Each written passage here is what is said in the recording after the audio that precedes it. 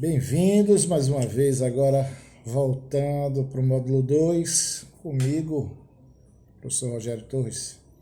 Pessoal, falar sério agora. Quem não mandou ou quem não entregou, tá rindo aqui, ó, de lado. Quem não mandou o seu trabalho, você tem até hoje para mandar, meu bom. Mande esse trabalho para mim. Tem e-mail, tem WhatsApp, tem tudo que é lugar para mandar. Mande ele, porque eu preciso fechar a nota hoje, dia 10. Então, até meio-dia eu estou entregando isso à coordenação, tá certo? Então, quem mandou, massa. Quem não mandou, mande.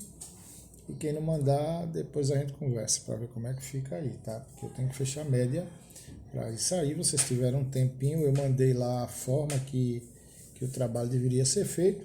E a gente vai dar continuidade ainda estudando essa parte de genética na parte que nos interessa, que é a parte relacionada à herança sexual. Herança sexual é herança relacionada a... Dando continuidade, a gente está na página 37, num tema que é herança sexual, tá? Aonde essa herança sexual a gente começa a compreender, pelo menos aqui inicialmente a gente vai trabalhar com os seres humanos, a gente começa a compreender a determinação do sexo, tá? A gente sabe que as características genéticas se encontram nos cromossomos, esses estão aos pares, só que existem cromossomos específicos que atuam determinando a característica do sexo do indivíduo, tá? Então, no nosso livro, ele coloca aí que a herança sexual, né, é determinado, obviamente, pela manifestação cromossômica, e aí, de acordo com essa determinação dos sexos, dos seres vivos, eu vou ter dois grupos de cromossomos, tá? Eu vou ter os autossomos ou autossômicos. Esses aí são aqueles que não são sexuais ou não sexuais. Ou seja, eles participam manifestando outras características, mas não participam manifestando características relacionadas ao sexo do indivíduo. E tem também outros cromossomos que são chamados de cromossomos sexuais. Esses sim. Esses cromossomos sexuais são chamados de alossomos ou heterocromossomos, como tem no nosso livro aí.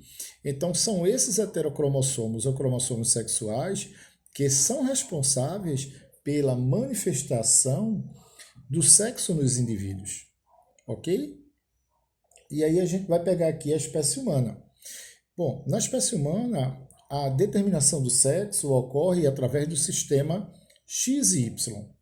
O que é que a gente vai notar? A gente vai notar que a mulher, ela é, a fêmea, no caso aqui, ela é homogamética, tá? Você vê aqui a mulher ela sendo homogamética para a determinação do sexo e o homem sendo heterogamético. Como assim, Rogério? O homem, ele para ser heterogamético, ele recebe uma característica X para o sexo e uma característica Y. E aí ele se manifesta o sexo do indivíduo como homem. Isso dá condição a ele, sendo heterogamético, dá condição a ele dele produzir gametas X, fazendo assim nascer meninas, e também produzir gametas Y, fazendo assim quando unir com a mulher, com o X da mulher, nascer meninos. Então isso faz com que haja uma variabilidade. Já a mulher, os gametas são sempre produzidos com o X, tá? Ele vai ser produzido com o X. Continuando, a gente vai dizer o seguinte, tá? Aqui no sistema XY, que é esse sistema que a gente vai trabalhar aqui relacionado aos seres humanos, cada fêmea, ela possui um par de cromossomos sexuais homólogos, ou seja, iguais. Então, no caso da fêmea aí, eu tenho X e X. E cada macho, nesse caso, ele possui um cromossomo sexual igual à fêmea, que é o X, e outro diferente, que é representado pelo Y. Tá? Isso vai ocorrer tanto em mamíferos como em insetos, tá? Incluindo também dentro do grupo do mamífero os seres humanos. Tá?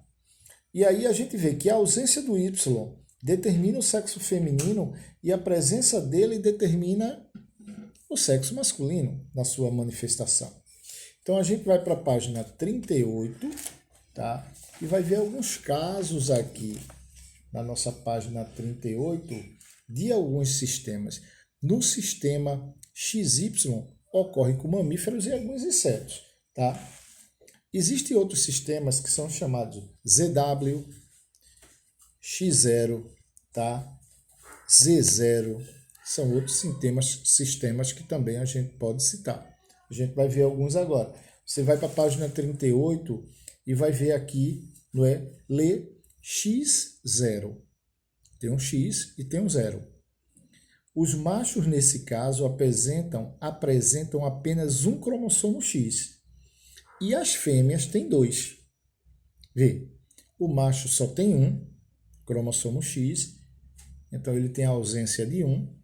E as fêmeas possuem 2, XX. Assim, o macho é representado como X0, tá? Esse 0 indica aí a ausência de um cromossomo X. E a fêmea é XX. Rogério, em que seres vivos ocorrem isso? Vamos pegar alguns artrópodos aqui, tá?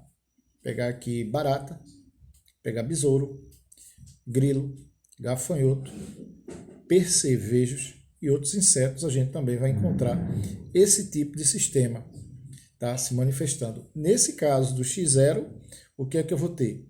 Eu vou ter a mulher em dupla, a fêmea na verdade, não é? Ela com dupla homozigose XX e o macho X0, ou seja, ausência de um X.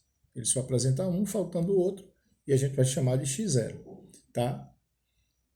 Continuando aqui ainda na 38, a gente tem outro sistema, que é um sistema que também a gente vai encontrar em aves e alguns tipos também relacionados com artrópodes. Deixa eu melhorar a luz aqui. A gente vai ter o ZW.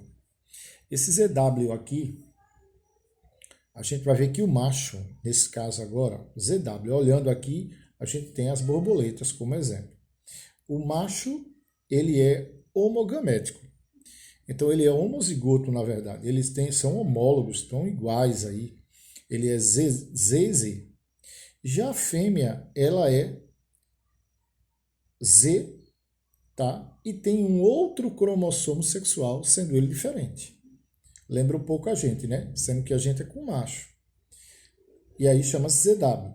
Eu vou encontrar isso em peixes, mariposas, em artrópodos aqui, que foi citado, né? Como as lepidópteros e algumas aves. O outro caso, que é o de baixo, a gente vai ter aves aí, mostrando, é o sistema Z0, tá?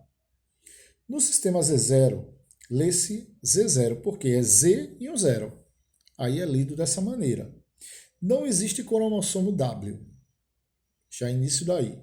Você vai ver aqui que o macho, ele é ZZ e a fêmea é Z0, tá? Então, não existe o cromossomo W, assim os machos têm um cromossomo sexual ZZ e as fêmeas apenas um cromossomo sexual Z, que a gente vai chamar de Z0. E com isso, o 0 indica a ausência de um cromossomo W, ok? Exemplo, aquela galinha, a galinha doméstica é um tipo aí de exemplo que a gente pode citar, tá? É preciso que você tenha o livro aí para a gente ir adiante aí acompanhando, tá? Pega o teu livro aí e usa ele, você vai ver que nem todos a manifestação sexual dos seres vivos são iguais, tá? Seres humanos de uma maneira, outros mamíferos de outra maneira, artrópodes de uma maneira, aves de uma maneira, peixe de outra maneira e aí sucessivamente. A gente vai para 39, tá?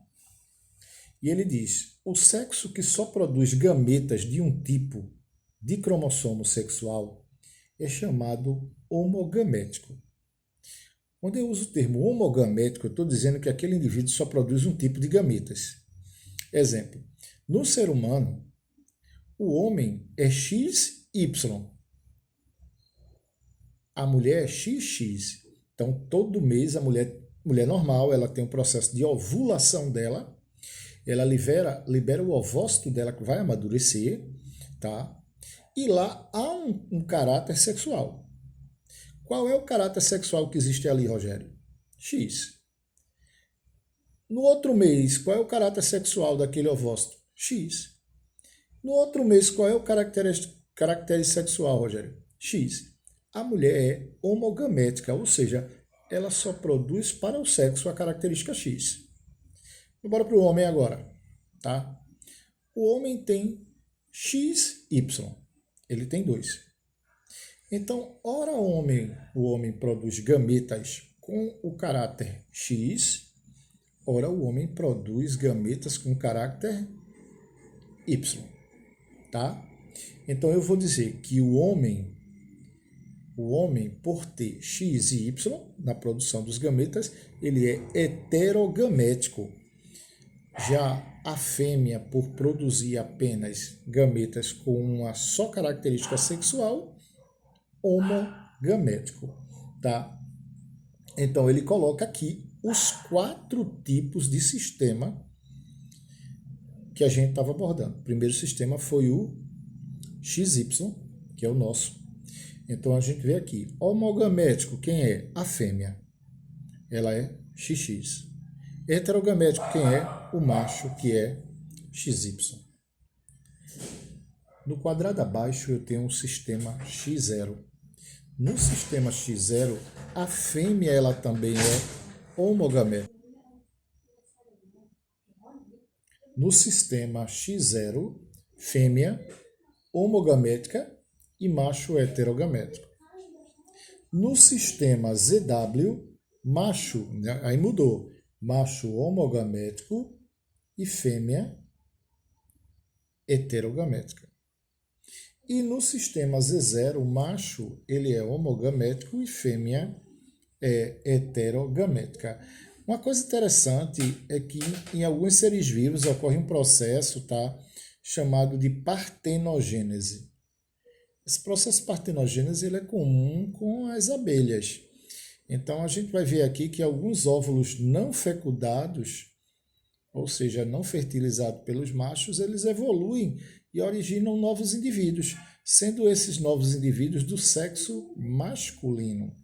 Tá? Então a gente vê aí na página 39, ele bota, os zangões são machos haploides, originados por partenogênese, ou seja, eles se originam de óvulos não fecundados. Já as fêmeas, a gente vai ver que elas são diploides e esses óvulos foram fertilizados, tá? Ou seja, eles foram fecundados. E aí, dependendo da alimentação, a larva diploide irá se transformar em rainha. O que é uma rainha? É uma abelha fértil que tem a capacidade de gerar os ovos e esses ovos originar novos indivíduos, tá?